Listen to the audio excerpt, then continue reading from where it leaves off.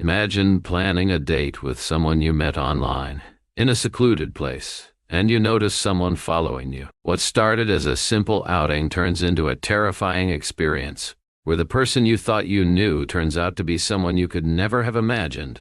Just how dangerous can it be to trust a complete stranger? Welcome to Chilling Paranormal Stories, where we explore the most frightening and paranormal tales that have happened in real life. Today, I'll tell you an experience that will make you reconsider blind dates and the risks of trusting someone based solely on a social media profile. What would you do if that person isn't who they claim to be and is closer than you think? Get ready for a story filled with suspense, mystery, and chills.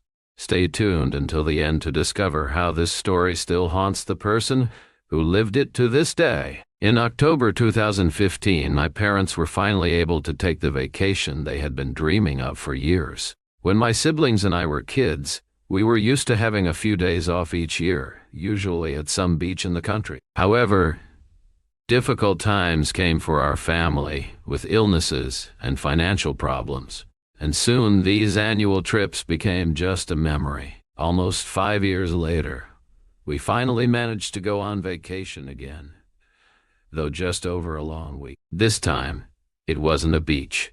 On the contrary, with the heat hitting the city, we decided to find somewhere cooler and cheaper, a place in the forest where we could wake up and smell the morning mist. My parents rented some cabins that an uncle and aunt had recommended, and I was excited because I was taking a photography class at the university and thought the forest would offer good chances to finish off some rolls and have something interesting for the next class. We arrived exhausted after the drive, and I remember calling dibs on the shower as soon as we got there, as I was feeling drained and needed a long soak. However, we had to wait for the cabin's owner, who showed up half an hour after us to show us around and explain some things. He pointed out a trail that served as a shortcut to town, which would save us from taking the long route down the road we'd come in on. "If you need me, you can call, but the signal is very weak out here," he said. "I usually go over to that tree there because I get a bit more signal there." After he left, my siblings went out to play ball, even though it was already getting dark, and my parents started making dinner with the food we'd brought. I took the opportunity to enjoy that hot shower I so badly needed. There wasn't much of a view from the cabin, though we were on quite a hill surrounded by trees that blocked our sight. However, everything looked just like the pictures, and the fog started to surround the pines around the cabin. As I was showering, I heard what sounded like someone talking to me. I turned off the water and called out, but there was no reply. I kept showering, and again I heard something, though I couldn't make out what it was. I decided to ignore it. After all, we were in a forest, and I wasn't familiar with nature's sounds. I finished my shower, but I kept hearing noises, like an animal scratching behind the wall, moving from ceiling to floor. I thought maybe it was a branch outside the bathroom, although I didn't remember seeing any tree that close when we walked around the cabin. Still, I was sure there was nothing to worry about, so much so that I didn't even mention it to my parents. That night, I had a disturbing dream. I was the only one assigned a room alone, and throughout the night, I heard something breathing very close to me. I think I had a fever at one point, as I woke up multiple times feeling unwell. One of those times I noticed my door was open and saw my mom standing in the doorway watching me. I asked her what was going on, and she said she just wanted to make sure everything was fine. She came in to check my window and gave me a goodnight kiss. "I'll be back, don't worry," she said before leaving the room. The next morning, feeling a bit better, they told me everything that had happened the night before while they made coffee. My brothers had heard footsteps on the wooden porch surrounding the cabin. One of them had fallen asleep in the living room and woke the other, telling him to calm down, saying it was probably nothing, maybe even deer. However, soon they both heard clearly that it was something big, walking on two legs around the cabin. Scared, they went to wake up my dad quietly, and he grabbed something to go outside and check. At that point, my mom went to my room to stay with me. My dad and my brothers grabbed a few kitchen knives, a bat, and went outside to investigate. Though they heard movement among the trees, they couldn't see anything. The forest that night, with no moon and surrounded by tall trees, was pitch dark. That cold and misty morning, We were all more worried about what had happened the previous night than enjoying our getaway. My parents told us not to stray from the cabin, and my brothers kept talking about what it could have been and how we could defend ourselves if something or someone tried to attack us in such an isolated place. I watched them almost amused with their plans, as if they were living out their own horror movie. We were already inside the cabin, and they kept chatting in the living room. Then from my room, I heard them even more startled. I came out to hear what they were saying and saw them pressed up against the window. "There's something there behind those trees, look," one of my brothers said to me. I went over to tell them to please stop scaring me with that, but I could see a huge black figure, nearly 6 feet tall, moving from one tree to another. It was no more than 40 meters from our cabin. We told our parents what we'd seen, but asked my dad not to go out and check. He suggested we drive into town to find the cabin owner, but we honestly didn't want to take that road at that point. It was too deserted. One of my brothers offered to run down the trail that led directly to town, but that wasn't a good idea either. So my dad went alone to the spot where the signal was supposed to be better and waited until he could send a message. It took him about 20 minutes to return while the message went through, and the owner replied that he was on his way. By that time, we realized that the entire afternoon had slipped by, and it was almost dark again. Outside the cabin, everything seemed bathed in a blue filter, and the fog was so thick it looked like a cloud. It was truly a beautiful sight, and for a moment, knowing the owner would arrive any minute, I felt like we were even starting to relax. It's just our imagination, maybe it's nothing," I said. "Maybe it was just someone passing along the path who didn't even notice us." The others nodded, except my mom. "There is something strange," she replied. "Last night when I went to check, I clearly saw someone standing outside your window. I didn't want to scare you, but that's why I stayed with you." For the next hour, my parents argued in the room, fighting over why my mom hadn't told my dad what she had seen. She also had her reasons for not mentioning it. While they argued, we heard footsteps on the wooden porch outside, and we went to the door, thinking the owner had arrived. However, there was no one there. Before we could tell our parents, we heard laughter, a distant laugh, yet somehow close at the same time. We all heard it. My parents came running out of the room, and then we heard something else. Something moving in my brother's room so hard that it knocked a few things off the wall. My brothers ran in to see who was there, but the room was empty, though the wall creaked again. We bolted to the truck, and just as my dad was about to go back for my mom's purse and wallet, the owner arrived in a truck with a few guys. My dad signaled to him and said someone was inside the cabin. 2 of the guys quickly got out and started inspecting the cabin corner to corner. Eventually, they found something. A sort of hideout built into the interior walls, with clothes and remnants of food. Someone had made a hole in one of the corners of the roof and apparently hid inside the cabin when there were no guests, returning to the wall when people came to stay for the weekend. The most horrifying part was realizing that through that wall they could reach the bathroom and shower. Although the owner assured us there was no way anyone could have seen inside, I couldn't shake the thought of how I had felt, how I had heard those scratches on the wall, just inches from me. In the living room and in my brother's room, where we heard it last, there were slits that allowed someone to watch us. We all decided not to make what had happened public, knowing the cabins were the owner's only source of income, and he assured us he had no idea what was going on and would take care of it. But, as we learned later, they never found the person hiding there. By the time they finished checking everything, it was nearly 5 in the morning. Although the owner invited us to stay at that moment, at that hour, we decided to head home. 2 years later, when we finally took another vacation, we chose to go to the beach. Hello to everyone who makes chilling paranormal stories possible, and to everyone who listens in. I'm going to share with you the most terrifying experience I've ever lived through, the most impactful memory I have to this day. I've always enjoyed having unusual dates, and what I'm about to tell you happened when I had just started dating a girl who is now my wife. I had some friends who were scouts, and they constantly invited me on their hikes, but I never accepted. However, when they told me about a beautiful waterfall that formed not too far from the city during the rainy season, I got interested. They said we'd have to walk about 10 kilometers to get there, 10 kilometers into nowhere, but that it was a perfect place and well worth it. I thought it would be the ideal adventure to spend a whole day away with my girlfriend. When I proposed the idea, she happily agreed and prepared herself. She even had the right shoes for it. I didn't. But at that moment, I didn't care, and I carefully remembered the instructions, or rather, the details, that my friends had given me to reach the place. We parked the car in the same spot as my friends, a rest area by the side of the road, and I started looking around for the train tracks that we needed to follow. There wasn't any problem because as long as we followed the tracks, we wouldn't get lost. The only catch was that, according to what they told me, we'd have to cross a bridge where there was no space other than the train track itself. However, they also mentioned it was rare for a train to actually pass through that route. Just as they had described, not far from the road was the tunnel. You could see a tunnel that cut through a hill, about 200 meters long. It was a bit scary, but starting our hike with a tunnel made the adventure even more exciting.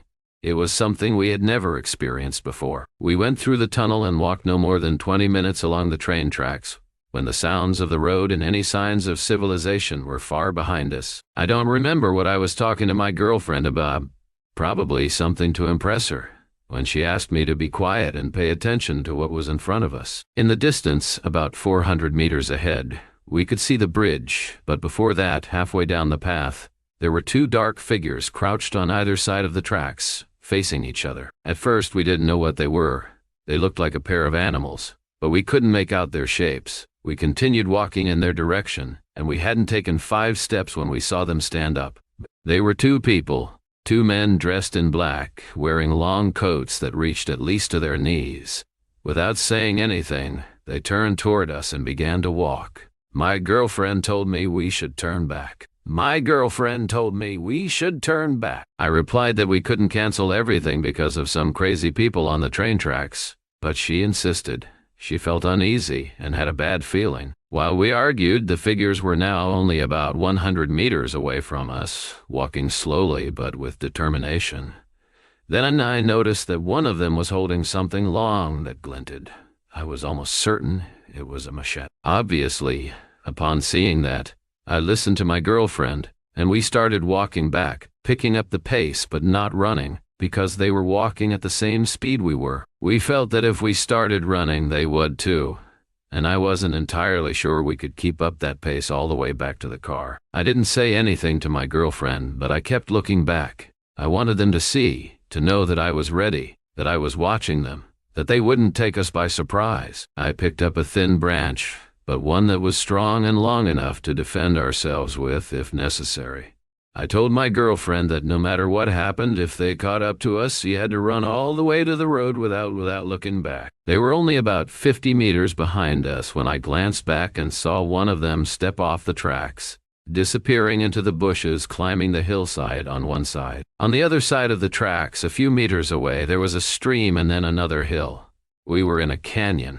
There was no one who could help us or hear us if anything happened at that moment. We quickened our pace, almost starting to jog, and finally, in the distance, we saw the hillside and the tunnel. If we could make it there, we'd be very close to the car and the road. We were just steps away from the tunnel when we started to run, because I saw that the man still on the tracks had in fact begun to run after us. But when we reached the tunnel, he didn't go in. We stopped about halfway through, where the darkness made it hard for him to see us, and we noticed that he was no longer standing at the entrance. It seemed like they had left us alone, or at least that's what I wanted to believe at that moment. My girlfriend stopped right in the middle of the tunnel and kept saying she didn't want to come out, that she didn't want to go forward, even though we could literally see the light at the end of the tunnel and would soon be close to the car. She started having a kind of panic attack, and I didn't know what to do or how to help her. She asked me to go back, though I felt that those guys would be waiting for us. But in the end, I agreed, and we walked slowly back toward the tunnel's entrance, where we'd just seen one of those guys. We stepped outside, and there was no one there. We looked around towards the bushes and saw nothing. I told her we should go towards the stream, in the opposite direction from where they had disappeared. We did just that. and it took us almost 40 minutes to cross it, climb the hillside, find a path, and finally get back to the road. We had gone so far off course and ended up so far away that we had to walk along the road for about a kilometer to get to the car. Not a single car passed by while we walked. But still, when we ran to the car and I started it, we both started to laugh. It was surreal, what had just happened to us. And we even felt a little silly in that moment, making fun of ourselves for getting scared over what was probably nothing. We drove a little down the road to return to the entrance of the path that led to the train tracks, from where we could see the tunnel entrance. And when we did, we saw the two figures in black again, one on each side of the tracks in the bushes. They were waiting for us, my girlfriend said. They're still waiting for us. For some reason, maybe emboldened by being in the car and about to take the road back, I started honking at them, and when they saw us, they started running towards us like madmen. I barely managed to turn around on the narrow path to get back to the road. And they were already just a few steps from us. They looked so strange, too pale, like they didn't belong there. About 30 minutes away from where we were, I had a friend who lived there, so I called him and asked if we could come over so my girlfriend could calm down. As she had started feeling really sick from the fear, we told him what had happened, and his parents were there too. His mom was making us tea to settle our nerves when his dad started scolding us, since it turned out that it was well known, and we later confirmed this by sharing our experience with others, that area was very dangerous, and people were advised not to wander there. It had always been known for its strong magnetic field, which even prompted studies, but in recent years, strange people involved in satanic practices had started frequenting the area. Hearing this, I remembered all the strange drawings I'd seen in the tunnel, which I ignored at the time, thinking they were just graffiti or random scrawls. At that moment, I was grateful we'd gotten away from those two men. Then my girlfriend asked me, "And what about the other guy, the one who hid in the bushes earlier?" I didn't know what to say to her, but it was clear we had each experienced something very different that day. Hello to everyone who makes chilling paranormal stories possible, and to everyone listening in. I'm going to tell you about the most bizarre and terrifying experience I've ever had. It happened just after my parents had bought a house they had worked so hard for over the years. It was a house far from the city center, in a much quieter area, a newly constructed neighborhood where houses were just starting to be occupied. It was a middle-class neighborhood, but very safe. Our house was in a cul-de-sac with about 30 homes, and we had security guards. More than half of the houses were still empty when we moved in. A few weeks before moving, I had met a guy on Facebook in an anime group, actually. And although we didn't have any friends in common, we soon hit it off. He didn't live nearby. He was at the other end of the city. Eventually, he worked up the nerve to invite me out to finally meet in person. Since I didn't want to go all the way downtown, I told him that if he came closer to my house, I'd accept. And I mentioned a mall not far from where we had just moved. Although only a few stores were open, it already had a movie theater and some places to eat. He agreed to meet there the following Saturday, which was perfect for me. My dad would be working, and my mom was taking my little sister to a birthday party near our old house. I left the house at 6. The mall was about a 20-minute walk away, so I decided to go on foot. Just as I was leaving, I noticed a figure behind a curtain in the house across the street. Without a doubt, someone was peeking out from there towards our house. I messaged my mom, who had the security booth's phone number, so she could report it since I thought that house was still vacant, and it gave me a bad feeling. I continued walking to the mall. I really liked the neighborhood, especially because it was so quiet back then. When I got to the mall, it was, like the surrounding area, pretty empty. There were long, deserted hallways that felt more like scenes from a zombie movie than a real mall. Then I noticed someone following me. At first, I got scared, but I relaxed when I saw that it was a woman with straight black hair as dark as her clothes, extremely thin. I started feeling uneasy again when I realized she was walking at the same pace as me, just a few meters behind. When I reached the first open store in the hall, I stopped so she would pass me, but she stopped too. While I pretended to look at the store, she stared at an empty storefront. I started walking again and reached the fountain in the center of the plaza, where I planned to wait for Jorge the guy. Although I was a bit early, I messaged him, asking him to hurry, as a strange woman was following me closely, and the mall was much emptier than I had expected. He told me that if I wanted, I could wait for him on the second floor near the parking garage entrance, that he'd be there soon. But honestly, I was more afraid to go up to that much more isolated area. At least where I was, there were few open stores around. In the reflection of a shop window in front of me, I could see the woman, with her unmistakably long hair, was directly above me, looking down, staring at me. I tried to act as though I hadn't noticed her. I discreetly sent another message to Jorge, asking him to hurry because I was waiting by the fountain. That's when I saw in the window's reflection that the woman was checking her cell phone. At that moment, all the signs I had ignored hit me like a bucket of cold water. I had arranged to meet a complete stranger whom I'd only seen in 2 photos. And the most obvious thing, which I hadn't even noticed, although he had told me he didn't know them all. A few minutes earlier, he had specifically told me to wait for him at the parking garage entrance on the second floor. Something oddly specific. I messaged him back, saying I was feeling better, that I even felt silly for getting scared, and that I'd head up to the parking lot to wait for him. I headed toward the stairs, but at the last moment I ran straight to the main entrance where, thankfully, a taxi was waiting.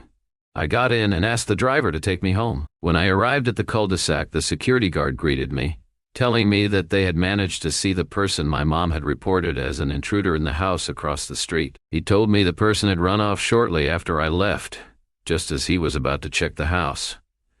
It was a man, about 50 years old, around 1.8 meters tall, very thin, wearing a long, straight wig and dressed in black women's clothing. It was the woman who had followed me in the mall. My only reaction was to open Facebook right then, but Jorge's profile had already disappeared. Although people now live in that house across the street, every time I leave and see that light off and that window open, the memory still terrifies me. I feel that if the street is empty, I'm going to see him standing at that window again.